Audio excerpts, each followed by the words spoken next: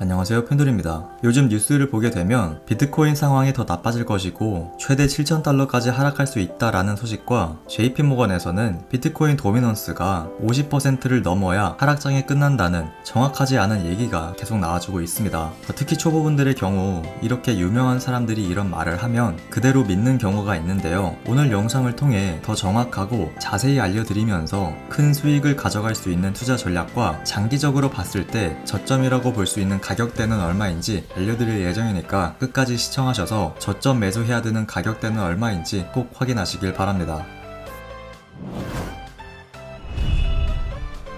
먼저 비트코인 일봉 차트부터 보도록 하겠습니다. 아직까지 새로운 변화가 생기진 않았고 계속해서 박스권 내에서 움직이는 모습 확인할 수 있습니다. 요즘 개인 투자자분들의 반응을 보면 80% 이상은 2만 달러대의 하락을 바라보고 계시는데요. 물론 하락이 나올 수 있죠. 그러나 대부분의 투자자분들이 가격 하락을 너무 부정적으로 생각하고 계십니다. 물론 비트코인이 아닌 주식이었다면 이 고점을 찍고 하락할 땐 이 하락이 언제까지 이어질지 모르기 때문에 하락을 부정적으로 바라볼 수밖에 없습니다. 그러나 비트코인은 물량을 더 싸게, 더 많이 갖고 있을수록 유리하기 때문에 오히려 비트코인에게 하락은 기회다 라고 볼 수 있는데요. 물론 단기 투자하시는 분들이라면 손절폭을 짧게 정해서 투자하기 때문에 가격 하락에 크게 신경 쓰지 않지만 초보 투자자이면서 중장기 투자를 하시는 분들은 하락이 두려울 수 있습니다. 그래서 정확한 투자 전략을 세워서 투자하는 것이 중요한데요. 물론 영상 마지막 부분에 저점 매직 구간은 어느 가격대인지 어떻게 투자를 하면 좋을지 알려드리겠지만 우선 여러분들이 이렇게 유명한 글로벌 기업의 CEO가 하락에 대한 경고를 하면 이거 지금 투자해도 되는 거 맞나? 라고 생각이 들면서 불안한 마음을 갖게 될 수밖에 없습니다. 그리고 JP모건에서도 비트코인 도미넌스가 50%를 넘기면 하락장이 끝난다는 얘기를 보고 50%만을 넘기기를 기다렸다가 비트 도미넌스가 50%를 넘기는 순간 차트도 보지 않고 풀매수하는 경우가 있는데요. 우선 여러분들이 알고 계셔야 되는 게 앞으로 비트코인 가격이 7,000달러까지는 하락할 수 없다는 것과 비트코인 도미넌스가 50%를 넘긴다고 해서 바로 하락장이 끝난다는 것은 아니라는 사실 꼭 알고 계셔야 됩니다. 우선 도미넌스부터 말씀드리자면 지금 비트 도미넌스는 46%대에 있는 것을 확인할 수 있죠. 만약 여기서 비트코인 도미넌스가 50%를 넘길 경우 JP모건의 주장대로라면 하락장이 끝난다는 것이고 다시 상승이 시작된다는 것입니다. 그러나 과거의 모습을 보면 예전에도 고점에서 하락이 나오면서 도미넌스가 50% 아래로 내려갔고 이후 특정 가격대의 지지를 받으며 다시 50% 위로 도미넌스가 상승해주긴 했지만 가격은 오히려 하락해준 모습을 볼 수 있습니다. 물론 이 패닉 구간이 6개월 정도 지속된 후 다시 상승으로 이어지긴 했지만 비트 도미넌스가 꼭 50%를 넘긴다고 해서 바로 하락이 끝났다고 보기는 어렵다는 것이죠. 그리고 글로벌 투자 정보 플랫폼 업체의 CEO가 말하는 이 7,000달러도 이제 옛날 얘기일 뿐 앞으로는 보지 못할 가격인데요.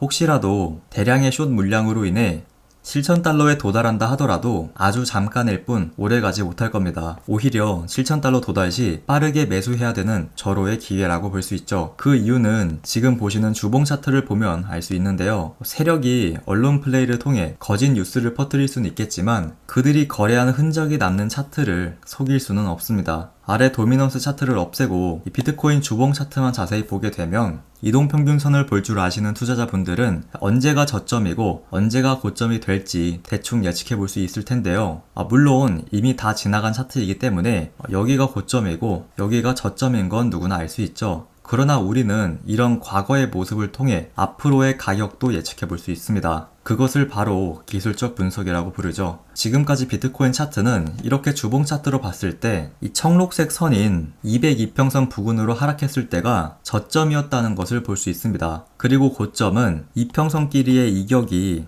많이 벌어져 있는 자리가 고점이었다는 것을 알 수 있는데요. 그래서 혹시라도 이번에 반등이 나오지 못하고 중장기 하락으로 이어지더라도 202평선이 계속 우상향 해주고 있기 때문에 사실상 7,000달러까지 하락하는 것은 불가능해졌다 라고 말씀드릴 수 있습니다. 2020년까지만 해도 202평선의 위치가 5,000달러대에 있었지만 현재 202평선의 가격대는 대략 14,000달러인데요. 시간이 지날수록 비트코인은 저점도 오르고 장기 이평선도 계속 올라주고 있기 때문에 사실상 하락장이 오더라도 최대 14,000달러까지만 하락이 가능하다고 판단할 수 있고 7,000달러는 사실상 거의 불가능하다라고 말씀드릴 수 있습니다. 그리고 혹시라도 이 14,000달러보다 더 하락하더라도 이때처럼 아랫꼬리를 만들고 빠르게 반등해줄 확률이 높기 때문에 오히려 202평선보다 더 하락하는 이런 자리는 저점 매수의 기회라고 볼 수 있는 것이죠. 그래서 7,000달러까지의 하락은 이제 불가능하다는 점 참고하시길 바라고요. 그리고 최근에 장기 투자하기로 마음먹으신 분들은 가격이 202평선 부근으로 떨어질 경우 이때는 손절이 아닌 더 매집해야 되는 구간이라는 점도 꼭 기억하셔서 고점에 사신 분들 저점에 파는 일 없도록 주의하시길 바랍니다.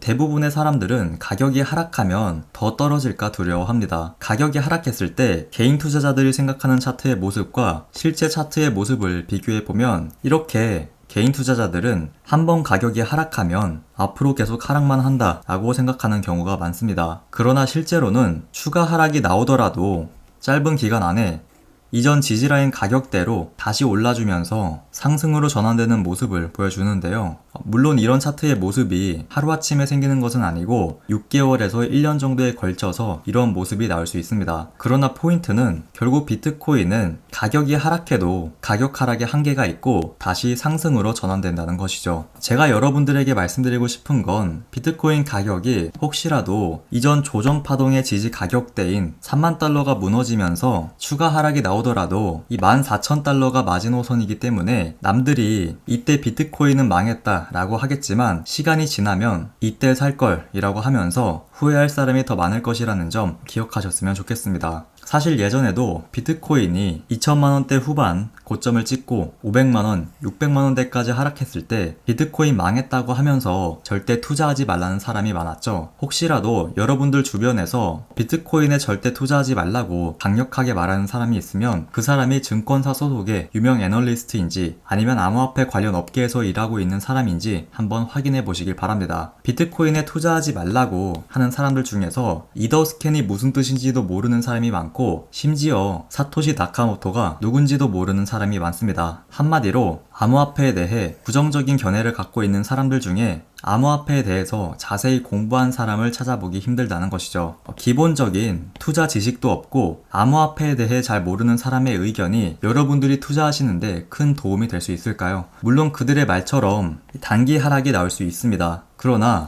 장기적인 상승을 놓치게 될 확률이 더 크다는 것이죠. 그래서 주변 사람들로부터 투자 조언을 받을 땐 그 사람이 투자 경험이 많은 사람인지 아니면 투자를 전문적으로 하는 사람인지 꼭 확인해 보시길 바랍니다. 여기까지 하락장이 지속될 경우 저점이라고 볼 수 있는 가격에 대해서 알아보았고요. 오늘 마지막으로 여러분들께 알려드릴 건 캐나다에 최초로 상장된 펄포스 비트코인 ETF가 지난달에 비트코인 보유량을 2,908개를 늘렸다는 소식입니다. 한마디로 지난달 비트코인 약세장에도 불구하고 기관 투자자는 오히려 비트코인 투자에 관심을 보였다는 것인데요. 이 펄포스 비트코인 ETF 상품은 투자자가 해당 ETF를 사면 운용사에서 실제로 비트코인을 매수하기 때문에 비트코인에 직접 투자하는 효과를 보여줍니다. 참고로 펄포스 비트코인 ETF의 운용 자산 규모만 원화로 약 1조 원 정도 되는데요. 뿐만 아니라 3IQ, 코인시어스, CI 갤럭시, 이볼브 등 캐나다에 상장된 비트코인 ETF 상품들도 비트코인 보유량을 꾸준히 늘리고 있는 것을 볼 수 있죠. 물론 미국에서 비트코인 ETF가 승인될 경우 유입될 자금이 750조 원인 것에 비하면 현재 캐나다에서 운용되고 있는 비트코인 ETF 상품의 규모가 그렇게 크진 않지만 중요한 건 이런 자산 운용사에서 비트코인 보유량을 줄이지 않고 계속 늘리고 있다는 것입니다. 한마디로 비트코인에 대한 투자 관심이 계속 증가하고 있다는 것이죠. 요즘 많은 분들이 비트코인은 더 하락한다 하면서 엄청 큰일 날 것처럼 반응하고 계시고 있지만 기관 투자자 그리고 고래 투자자들은 개미들과는 다르게 이런 하락에 꾸준히 매집하면서 물량 늘려갈 것이기 때문에 장기 투자하기로 마음 먹으신 분들은 하락에 절대 두려워하지 마시고 기관들과 함께 추가 매수해서 평단가 낮추고 개수 늘리실 것을 추천드립니다. 본인이 장기 투자를 할지 단기 투자를 할지 잘 모르겠다 하시는 분들은 예전에 알려드린 방법이죠. 절반은 단기 투자, 절반은 장기 투자로 접근해 보실 것을 추천드리고요. 특히 단기 투자의 경우 알고리즘을 통해 매수 매도 신호를 받을 수 있는 프로그램도 여러분들에게 제공해서 좀 더 쉽게 투자하실 수 있도록 도움 드릴 계획 갖고 있으니까 꼭 끝까지 함께 하셔서 앞으로는 단기 투자로도 큰 수익 가져가시고 장기 투자로도 큰 수익 가져가시길 바랍니다. 오늘 제가 준비한 소식은 여기까지고요. 오늘 영상이 도움이 되셨다면 좋아요, 구독 한 번씩 부탁드립니다. 지금까지 펜돌이었습니다. 감사합니다.